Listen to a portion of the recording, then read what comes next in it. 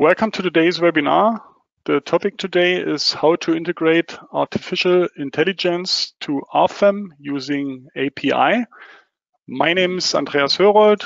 I'm responsible for marketing and public relations in the company Dlubal Software. For instance, the content of the website, the German and English webinars, new features on the website, and so on, newsletters. Yeah. I will be the moderator today and will answer your questions together with Dogukan, but my two colleagues can introduce themselves. Yeah, hi everyone. My name is Dogukan Karataş and I'm leading the team for API and AI in München. And today I'm going to reply your questions in the chat. Hi everyone, also from my side, my name is Michael Kraus and I'm also part of the team in Munich and I'm an AI specialist and I'm really looking forward to this session with you. Okay, and Michael will do the presentation and we can switch off our webcams that the attendees can see the full screen. Before I hand over the screen to Michael, I would like to introduce you that panel that you can see on the right side of your screen. You can show it with that arrow here, and then you can enter a question here. Yeah, and we will answer you. The other way is to watch the entire webinar and then email your questions to info@dlubal.com. Okay, I hand over the screen to Michael. So let's see what screen you see. I don't know. No, that's not the correct screen. The other one. Okay, that's quite okay. You see the presentation now, right? Okay. Yes.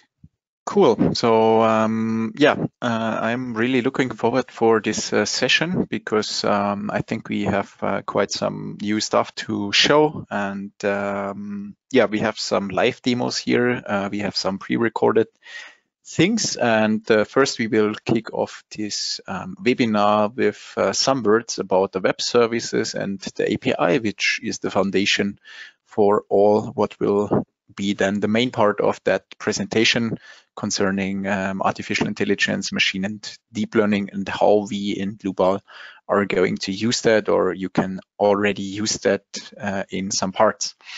For that we will get a bit of a background on AI, like what is that, so that everyone is on the same page when we dive into a bit more technical depth when it comes to using AI for optimization of your structures. And then we will highlight some of the upcoming features in the Dlubal universe, which is a help chatbot. We will have some experience with the text to model, and then I will quickly tell about future plans, what we are going to release during the next year. As already said, feel free to answer or post some questions. We're happy to answer that. And let's jump right into the API and web services. As far as I know, there have been some webinars already concerned with what web services are. I think Dogukan presented that very nicely to all of you.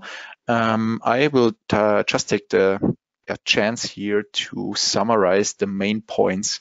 So what is an API? In short terms, API stands for Application Programming Interface. And this is a set of rules and protocols mainly for software programs in order to be able to communicate with each other. So it essentially acts as a messenger, facilitating the exchange of information between different programs or services. By receiving some requests and translating them and returning responses, it enables the smooth transfer of data and functionality between different systems. And if you want to consider that a bit more plastic, consider just a simple GUI or graphic user interface that also serves as a communication protocol, but this time between humans and software programs. So in simple terms, a GUI, and with a GUI, you can just interact with a program using buttons, menus, and other input methods. And in that same way, an API allows software programs to interact with each other and providing a standard set of rules and protocols for communication. So that was a bit more of an abstract intro. And now let's say you want to use that for RFEM. And with that RFEM interface, you can give the program commands using buttons and inputs. And with the API, you could similarly enable the communication between one software program and the other, like VS Code, which I'm using with Python to do that. And you will see that a lot in this webinar today. Yeah, so an API is basically a communication interface. And now what is web services? Yeah, simply web services are a type of application programming interface, API again, that distinguishes itself from other types of APIs based on their style and way of communication. Web services facilitate the XML-based information exchange between systems. Here in our case, in the Dlubal universe, we use an HTTP technology called Simple Object Access Protocol, or SOAP in abbreviation, to establish this connection, which provides a standardized method for accessing our web services. And in the past, and I think that was mainly with Dogokan and the team, they developed frameworks that enabled the use of these connections in structural analysis and design, because they provide basic functions that allow the users to send commands to RFEM and receive the responses from that. Yeah, having said that, feel free to browse into our GitHub repository. There you will find all that things what I just said, and you can play around and code along. And yeah, I really can just invite you to have a look at these facilities. They're great. And as I said before, this is really the basis of what is going to be shown in the AI part of that session. So still, I want to take the chance here to display the functionality. So in the best case, you should now see in the screen a programming code on the right-hand side and the RFEM GUI on the left-hand side. Dogokan or Andreas, can you quickly tell me if that's going to be seen or not?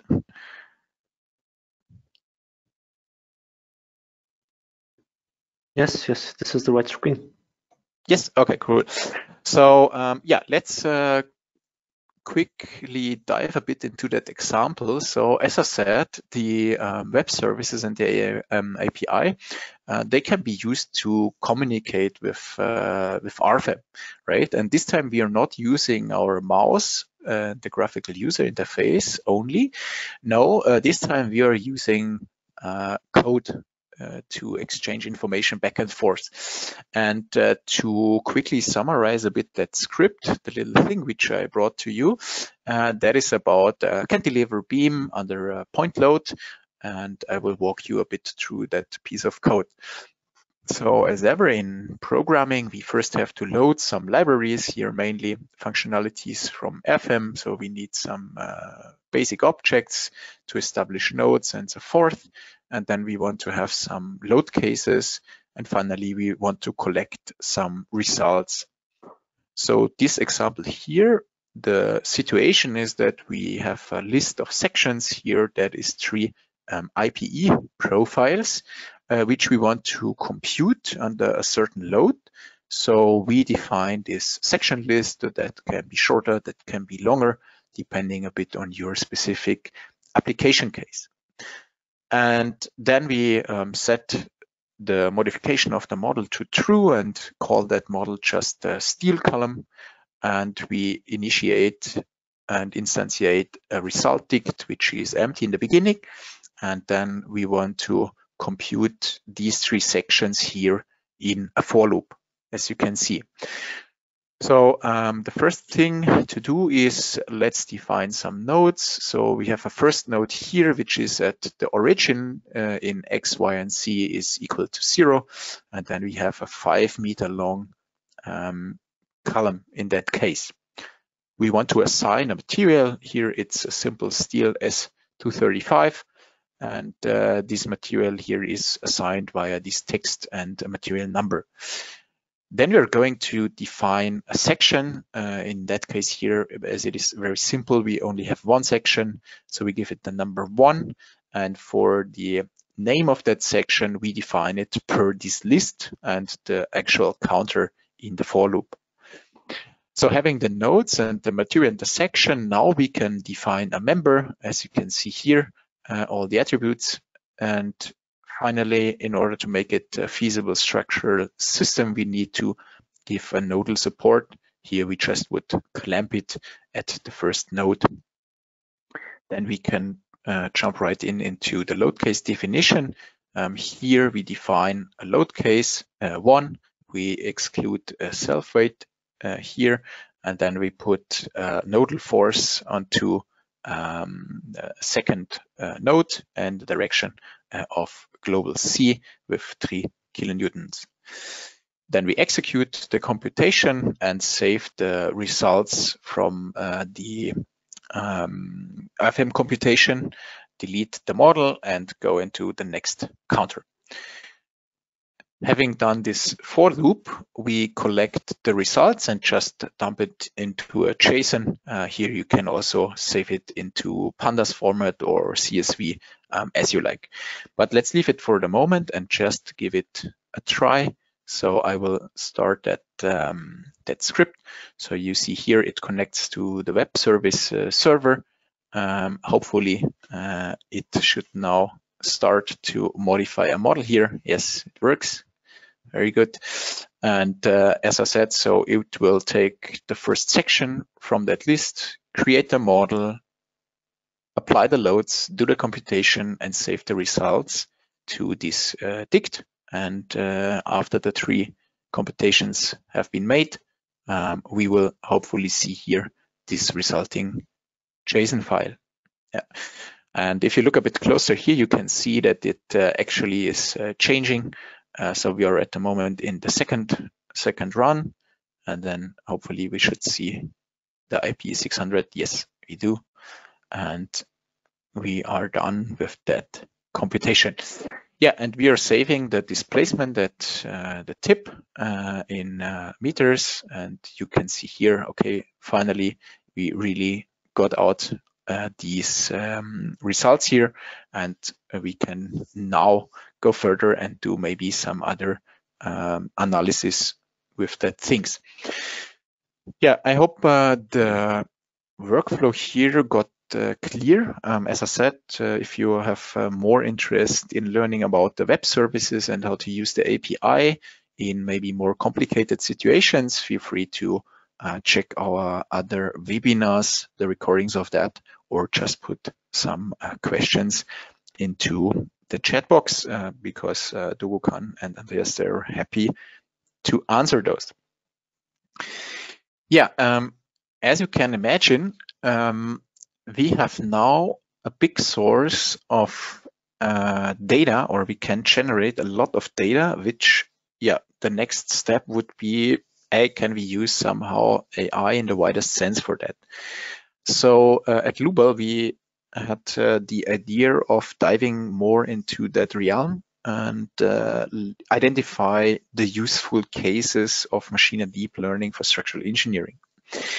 Because there is, yeah, I would say a big hype at the moment about AI, and a lot of times in the media, you potentially see these, what I call expectations here, like robots working with a computer on fancy stuff and graphics.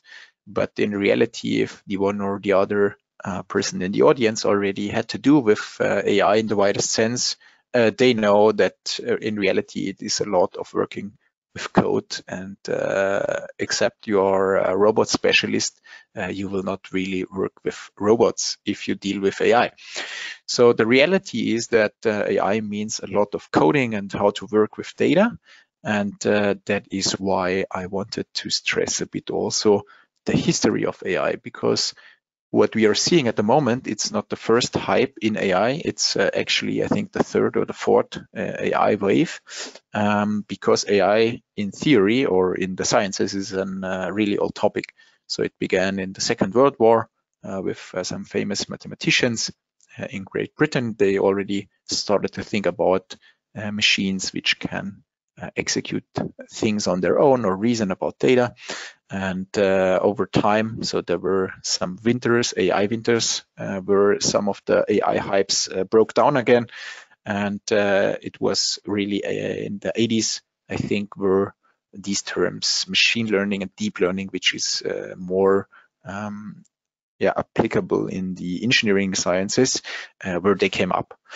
And so in AI in general, you deal with different kinds of software and programs.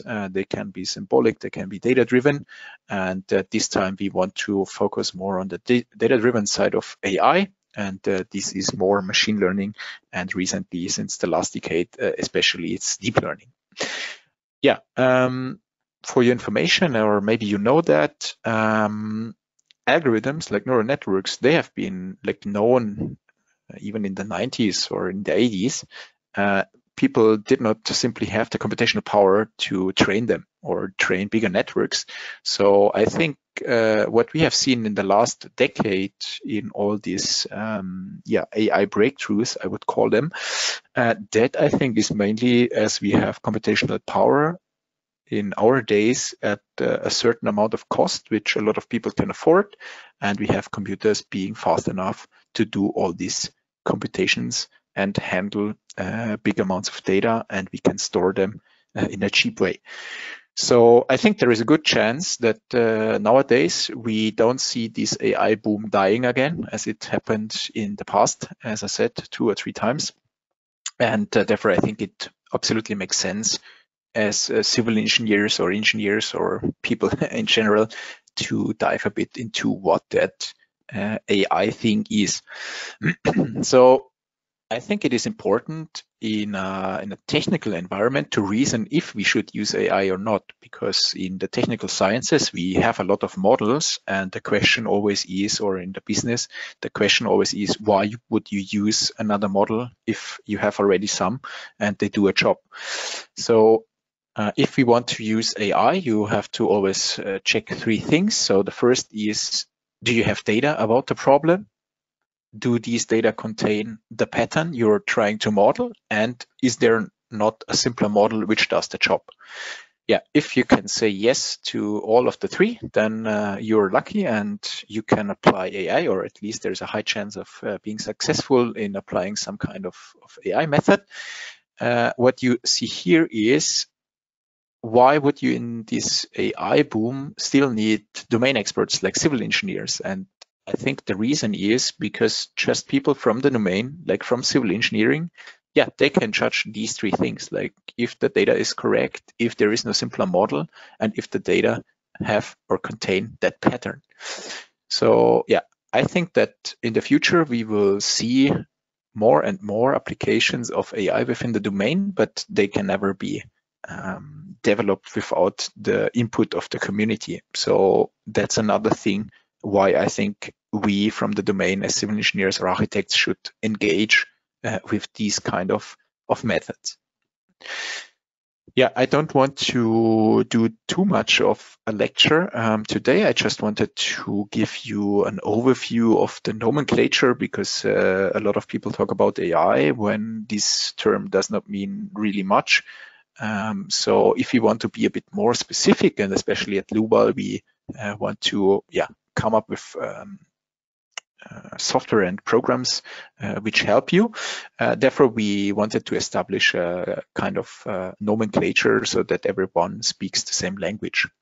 So let's start with machine learning, which is the older family of AI methods. And machine learning would be distinguished into two main categories of algorithms. And the distinguishing factor of the algorithms is the data you have. And depending now on the nature of the data, they would be then called supervised machine learning algorithms or unsupervised. So let's start with supervised machine learning, because I think a lot of you during their studies have already been in touch with regression problems. And that's really whoever did higher mathematics or something in that direction or statistics, you have basically seen some basic machine learning algorithms if you ever did polynomial fitting or so. And machine learning offers a wider range of algorithms, but at least you understood the basics concepts of that. So let's start with that regression example to clarify a bit what I meant with sorted or marked data. So sorted or marked data mean that, for example, I have some input, which is typically called X. And for each of the inputs, I also have an answer or a target Y, right? So my data set consists of inputs X, which I hand to that function or model. And then this model can predict me something. And I compare this prediction with an actual target or my label or mark in the data set. Okay, so I hope this clarifies that a bit. And the difference between regression and classification is just the nature, the data type of the targets of the Y variable. So if you have a Y variable which is continuous, that's regression. And if it is a discrete thing, then it's classification. As you can think of, hey, if I have maybe images, that would be my input, and I have a label, which is a dog or a pig or an ape here. The labels dog and pig and ape, that would be the marks or the labels. Okay, so I think we settled the supervised learning a bit. And if you don't have these labels, for example, you just have a lot of images, but you don't have a label for each of the images, you still can do machine learning here. That would be called the family of unsupervised algorithms, as we don't have access to a label. And typical things in data mining is just clustering, right? So give me a bunch of images or texts or models which have some similarities, but I would not know from the algorithm that these kind of data is dogs. It would just tell me, hey, here, this bunch of data that looks similar to the algorithm. So you have to feed that maybe then to a human to interpret the clusters. Another big thing is dimensionality reduction. I think most of you know compressing images. Yeah, that's the same idea. So whenever we can get rid of data representation features, we use dimensionality reduction to compress, so to say, the data to its main features, which is usually the direction of the data with the highest variance here. And then there is some association, machine learning algorithms, for example, in recommender systems and things. And yeah, I would leave it here with the machine learning. As I said, if you have in your education already got into contact with linear regression, you basically understood some of the concepts of machine learning. And now you can imagine that for the different situations what we have just looked at, for example, classification, regression, and clustering, there is a whole bunch of models which we can apply our data to. In order to not overcomplicate it, and as I said, I don't want to give a scientific lecture today, I just brought this example because we will look at it from the machine learning, but also the deep learning perspective. And what I want you now is to imagine that we have a problem at hand which has two input dimensions. I just called them x1 and x2. So that could be a length, that could be a profile, whatever. And I want you to understand that our target, our y, that's a bit of a nonlinear problem. So some of our data lives here. Maybe that's columns which are buckling, and maybe that's columns which are not buckling, for example. And now we want to find a model which can describe, given our inputs, a prediction of our targets, of our why. Yeah, and I used a decision tree here classifier to distinguish if that thing will be in this class or in that class, given that nonlinear input space. And you see that there is this rough capturing of that circle. I still could play a bit around with that. But the point is that in AI, usually machine learning is a bit restricted in terms of expressivity, because there are the simpler form of algorithms and the more powerful form of algorithms are neural networks. And that's where the big breakthroughs, I think, came into place in the last decade, especially in computer vision, meaning working with images, videos, natural language, and so forth. So I want you to understand at least the basic parts of deep learning. So as I said, deep learning historically was a part of machine learning because we deal with a very specific kind of model, which is the neural networks, what you can see here. And meanwhile, it got so famous, or a lot of people worked in it, so that it is at the moment considered an independent field of science within AI. Yeah, what is a neural network? Again, we would have some input layers. That is where you feed your data into. That can be images, that can be text, that can be videos, that can be a lot of data formats, what you can think of. And then we have that layers in between here. They are called the hidden layers because, I mean, you can look into them via your code, but usually people would not know necessarily what has been learned inside it. And then what you can see as a human, again, that's the output layer, and that is where our output of the model of the network comes out.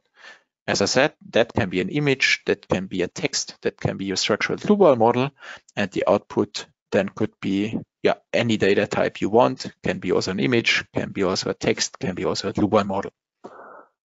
And here you see again the differentiation between supervised and unsupervised learning. So when we have access to true labels or true marks, then we can do supervised learning because we can formulate this loss between the model prediction and the ground truth data what we have. And neural networks here, they are trained. So these layers are trained, meaning the numerical values between these nodes here, they change depending on how well our model can reproduce the training data what we gave. I hope you at least got some glimpse into what neural networks are. And as I said, that is really a big field at the moment. There is different models which everyone uses. So the students in the university would maybe look more into these simple things. There is things which can carry some time dependency. There is generative things. For example, everyone knows ChatGPT or so. Yeah, they are based on some of the more complicated neural network models, or if you work with images, you have maybe come across convolutional networks and so forth. Yeah, so for the ones interested, look at this. I think that's a very nice introductory page on neural networks. It's called Neural Network Zoo because it's like in the zoo, you go around and you, so to say, discover different animals, different neural networks. And as a start, I think that's very nice. Okay, I think very last things into theory, again, about the training. So I think it's important that you understand for training AI, we need some data, right? So we have some inputs and maybe some outputs, and now we want to find a relation between those two, and we want this relation to be modeled mathematically or in the software with a neural network. So that's just, I would say, more complicated formula. And typically what you will see here is these so-called loss curves. That means how well your prediction of the model compares to the ground truth data. And typically you will see this drop in the loss. So that means the model is getting better and better and better at predicting several data instances in your data set. So it does a good predictive job, so to say. Yeah. Usually, if you put more layers into the network, it is being more powerful, meaning it can be trained better. And let's dive again into our example. So you remembered with the machine learning approach, we tried to find the decision boundary or model these two data sets here. And what I wanted to show here is if you take a very, very, very simple neural network, I think that's even worse than the machine learning model. So we would dismiss that totally as well. But if we go a bit up in complexity, we will see that now this model is able to capture the circular structure of that problem and even captures nicely these two surfaces here. And we see that immediately in the loss, right? So if you look here, so that would be the solid lines would be the first model. So even after some training steps, like 500 epochs of training, that would have a significant error still, and you can see it visually here. And the second network that has a really increase in this drop of the loss. And we could say that this already learned something very acceptable. Yeah, I did not play around a lot with that pedagogic example here because I want to leave it with the theory. And yeah, if you feel that you have questions on that, feel free to write to us. We're going to maybe also consider to write a textbook on that and how we apply these things in Dlubal, but that will be stuff for next year. Yeah, closing remark on the deep learning side, as I said, the main difference in deep learning and machine learning is that in machine learning, you as the human expert, the human modeler, you're coming up with the description of the problem, meaning you're defining what is x1, x2, and so forth. And in deep learning, you can leave that totally to the neural network. And especially for images or videos or text, creating, so to say, a coordinate system of how to describe that properly, I think it's very hard. You as a human have a very hard time to do. And I think that's really where deep learning shines. So extracting features like descriptions of that image so that in the end you can reach that prediction if, for example, the input is a car or not. Deep learning comes with a downside. As we get rid of that feature extraction step, you need more data. Right? In comparison to machine learning, where you can have as little as 100 or so data points to train a sensible machine learning algorithm, in deep learning, it's way more complicated. So usually, if you don't have other regularizers like differential equations, you need simply more data because these feature extraction steps, that will happen in the first layers of the network. And you can look into that, for example, in the ImageNet. There is some visualizations what these kind of networks have learned. For example, in the first layers, you will recognize that it has learned that the car is composed of tires or circles and so.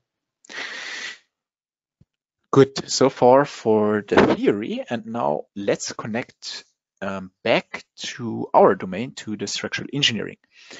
As I said, since beginning of that year, we had that hype in especially, I think, ChatGPT and DALL-E, which both come from OpenAI.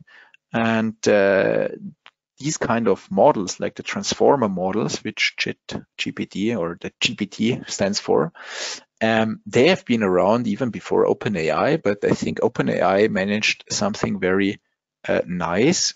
They brought a new interface to these GPT models, right?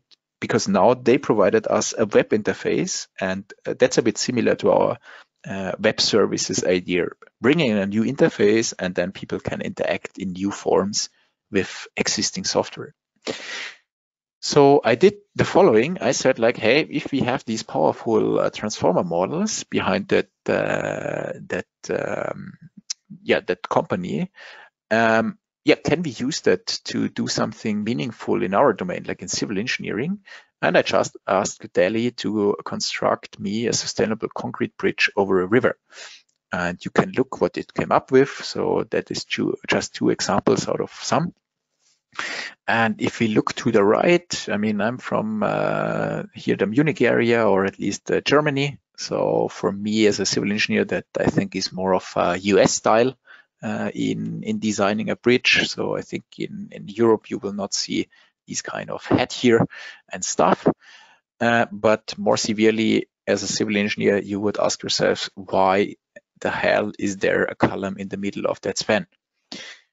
On the other hand, if you look a bit to the right-hand side, which I think is a more spectacular bridge, I can barely find concrete, or at least I imagine this to be steel, or I hope that is steel. But these hangers here, they just end in nowhere, and also that thing here goes into the bushes.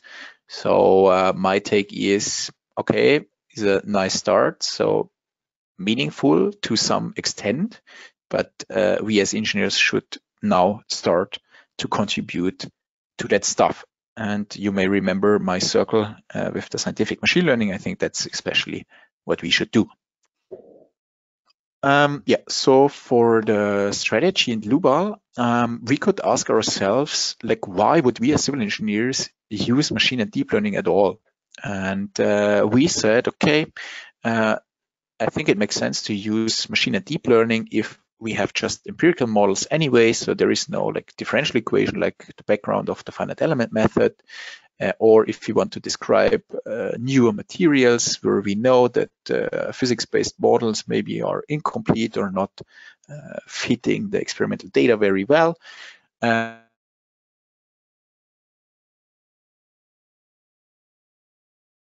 Our design problem, that can be a length, that can be a section profile, that can be a material. And what we usually not know is this greenish surface.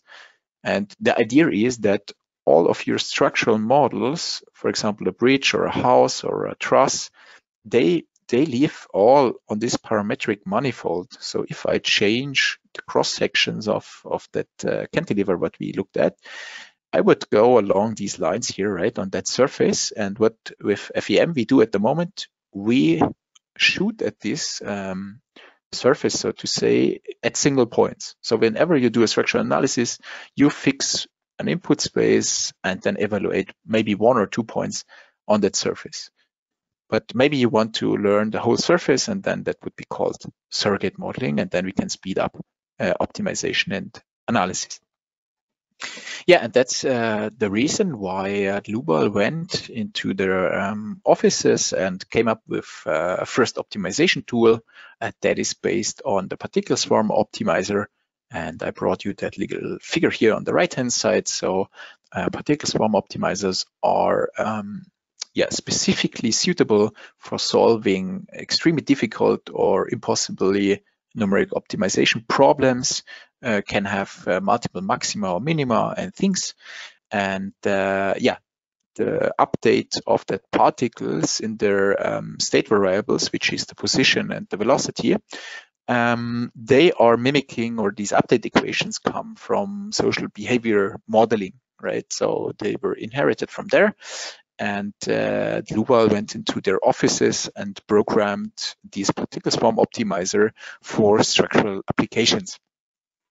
So there is a whole set of webinars, so I will spare a bit the time here to go further into detail. I just wanted to tell you, hey, in the background of that, we have worked on particle swarm optimizers and how we can use them within the Dlubal software families to allow for optimization under multiple minima and maxima.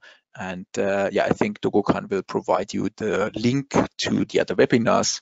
Feel free to have a look if you want to optimize your structures with that technique. Yeah, there is an upcoming tool development, as I said. So far, the particle swarm optimizer does the following for you. So it samples a lot of these inputs and tries to find a local minimum here at the surface with that particle swarm optimizer. What we're going to provide to you is what's called an inverse design, meaning that you can request performances. For example, you want to limit your deflections to 100 millimeters and maybe a first eigenfrequency to some domain and maybe restrict some of the materials. And then this generative model will provide you the respective design features, what you would have have used to come up with these criteria here. So that's not possible at the moment with any standard solver like finite element method. So we went into our lab and did that to come up with a solution, and I brought you a little video here.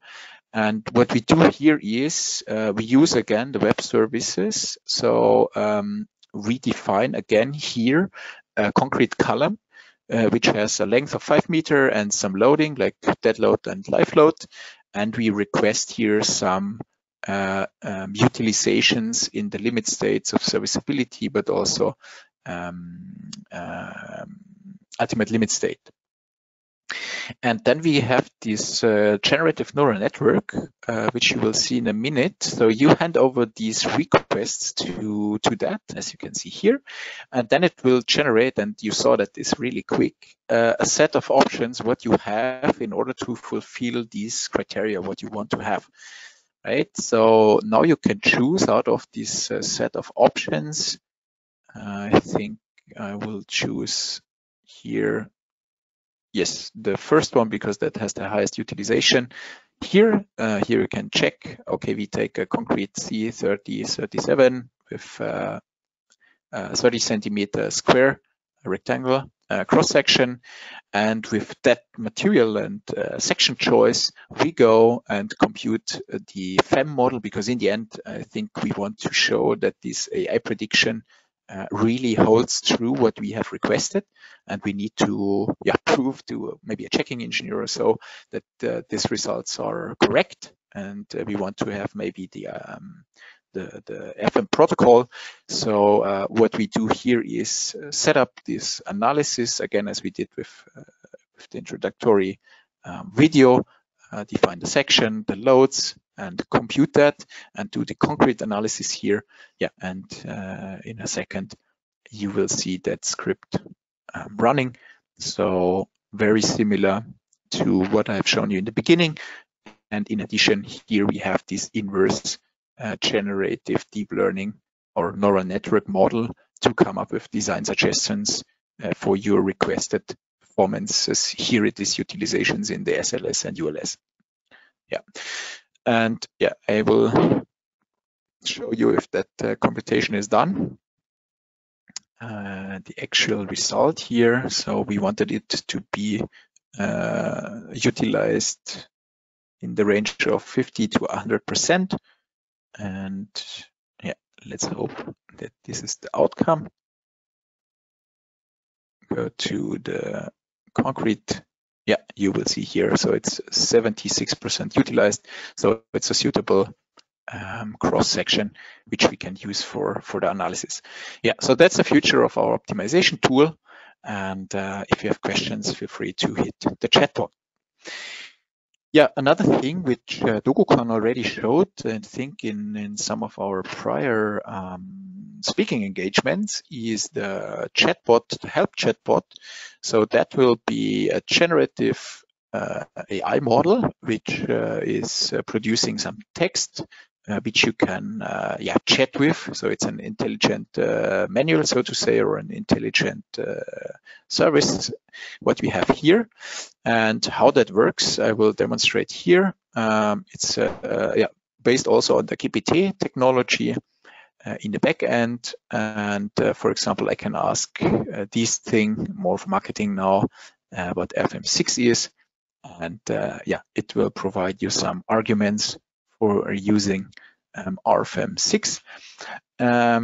I think that's nice because, as I said, that's a generative algorithm, so it really will chat with you using language. It's having capabilities to talk in German, in English, Portuguese, Spanish, and all the major languages.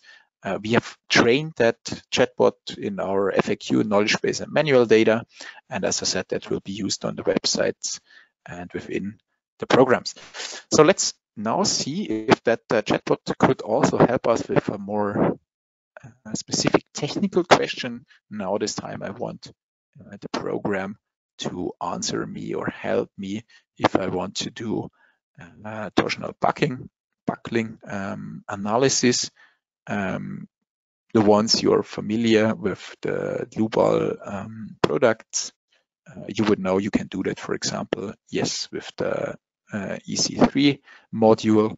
And yeah, you will find the answer here. So I think that's correct. And the nice feature of that chatbot is, or we intended to have a nice feature here, which is that it will provide you also a reference, an internet source, which you can just click, as you can see here. So that will be an interactive capability here, so that you get the support in due time, that you can really work with that. Yeah, being in generative natural language processing, we have another project which is entity recognition for a text-to-model interface. That is, or the idea is the following. So within the chatbot, or maybe in another window, you are allowed to input natural text. That can be, for example, a command that our text-to-model interface should generate a 6-meter long steel column with a certain material and a certain section from the origin, for example.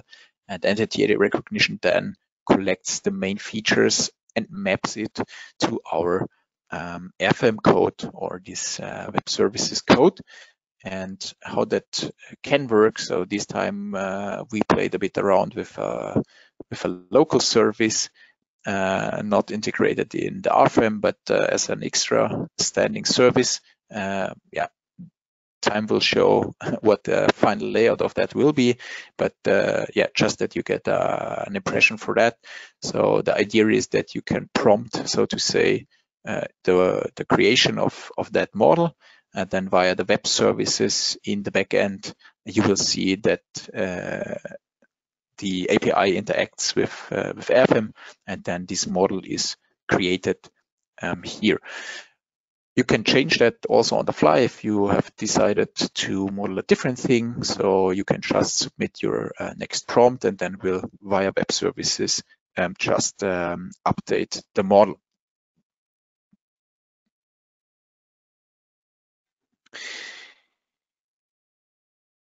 So yeah, coming to the end of my presentation of the webinar, I just want to highlight some of the strategy what we are currently working on, and we try to release in the next 12 months, so to say.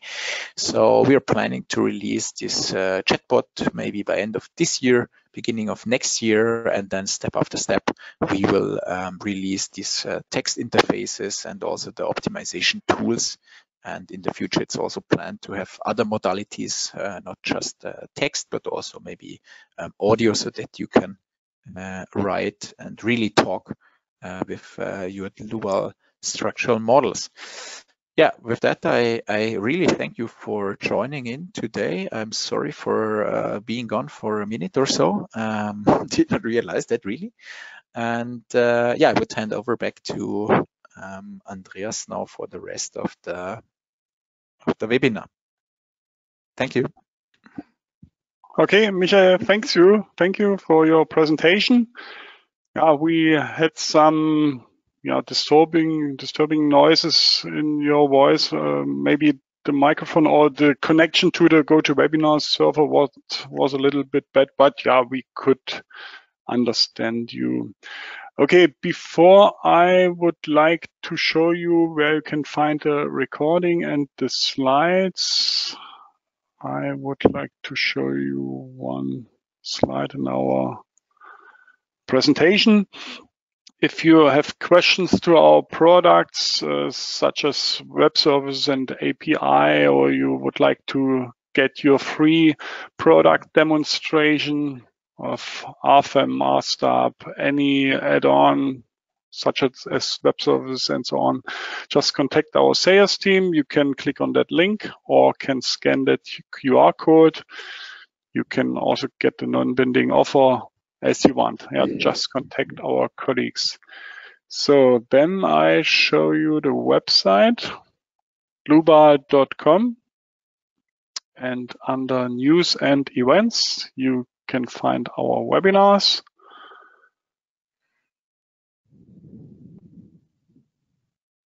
So where's the webinar of today?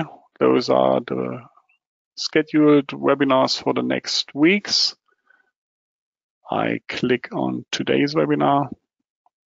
You will also get an email when the recording is online with a direct link to that page, and then you will find the recording in the middle here. And you can already download the PowerPoint slides as a PDF file.